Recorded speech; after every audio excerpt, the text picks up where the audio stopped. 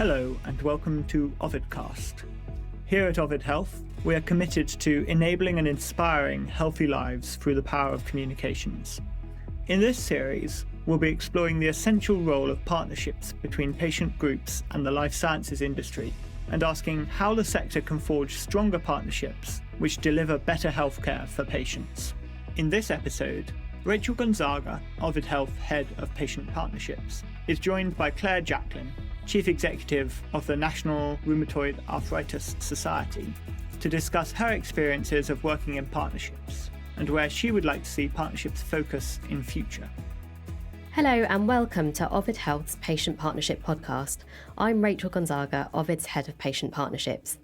I'm asking a series of experts from patient groups for their views and insights on how partnerships between pharma and charities work best and how they'll be forged in the future. Today, I'm joined by Clare Jacklin, the National Rheumatoid Arthritis Society's Chief Executive. Clare, thanks for joining today. Firstly, tell me about your charity. Thank you very much, Rachel. So the National Rheumatoid Arthritis Society, or NRAS for short, is the only patient organisation in the UK that has a specific focus on rheumatoid arthritis and juvenile idiopathic arthritis as well. And we've been established for about 21 years, and we work with a whole range of industry partners on various different projects over the years. How do you work with pharma and other life sciences companies? Well, it's a variety of things that we do. Sometimes we act as consultants for pieces of work that they're doing internally, be it advisory boards, etc. Perhaps they want to get patients' perspective on how to develop their clinical trials or, what is important to patients. So again, we can facilitate that. Other times we ask industry partners to support us in the work that we want to do. So there's various different ways. It might be something that we'd like to hold an event, or we may want to produce a resource or a video or a booklet, and we need funding for that. And we work alongside. Sometimes we work together on that, depending on the topic, and sometimes we ask for hands-off funding. Thinking specifically about the partnership working, where you are working hand in hand with a company, what do you think makes a great partnership? Well, I think the most important thing is mutual respect for the value that each can bring to the project, that we're not just a tick box exercise. From years of experience of working with patients, we know the disease area, and I think often we will bring a different perspective to what is important to patients. And I think as well, it's far better when a company comes to us with a blank page, at the time where they're developing the concept of a project, rather than coming with a whole worked up idea and saying we're going to do whatever it is. And often we don't have much influence and it feels too much like a tick box exercise. So getting us involved right from the early stages and really listening to our perspective and having that mutual respect is vitally important. Clare, you mentioned that having respect for a charity partner is a really important part of having a great partnership. What does that actually look like? I think it comes down to that genuinely listening and taking action on what the patient organisation is suggesting or bringing to the table. That it's just, as I said, not a tick box exercise. And then whatever is produced has taken none of that on board. I think that makes the difference. It really does.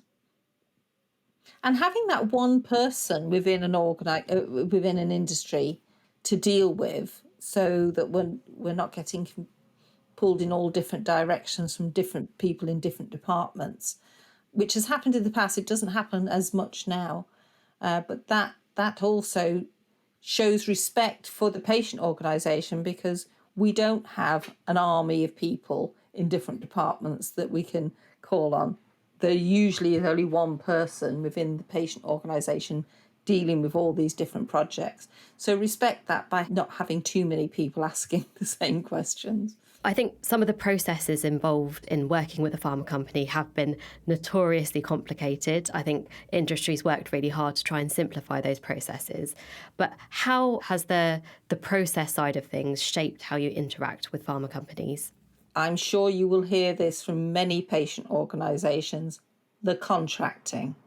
I deal with all the pharma relations that we have at NRAS. So at most years, I will be talking to maybe 20 different pharma companies, and they all have different ways of contracting with patient organisations.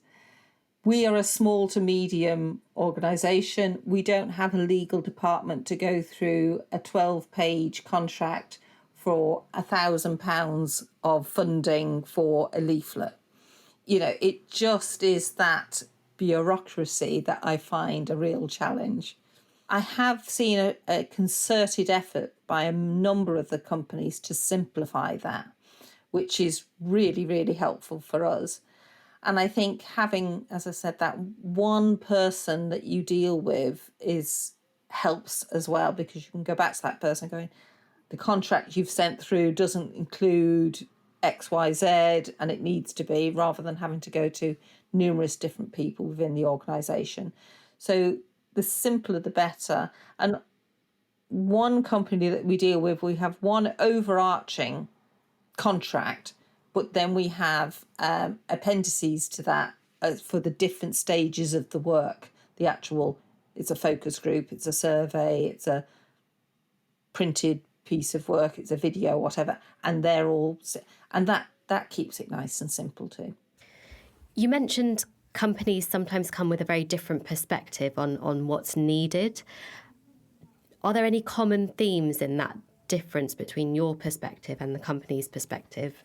Are there any insights that you wish they would ask for and just aren't asking for at the moment? Yes, and this has happened probably more so in the past 4 or 5 years, where there's more companies coming to us wanting to develop patient resources. And that's our job. We've already got that. Why would you be trying to do that? Surely. And it's different objectives or goals that they're trying to achieve.